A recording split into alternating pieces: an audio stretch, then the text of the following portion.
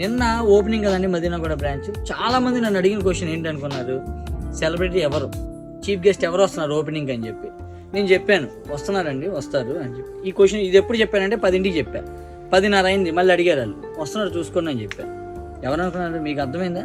మీకు కూడా అర్థం కాలేదు కదా. మీరేనండి కస్టమర్స్. మిమ్మల్ని మించిన సెలబ్రిటీస్ ఎవరికైనా ఉంటారో చెప్పండి. నాకైతే లేరు.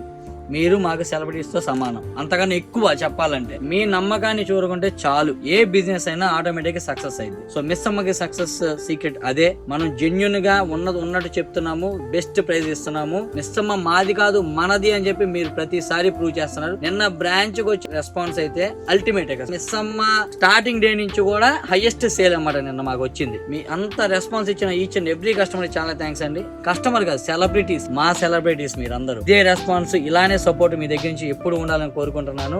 మిస్ అమ్మ మాది కాదు మనది. Thank you so much. See you again.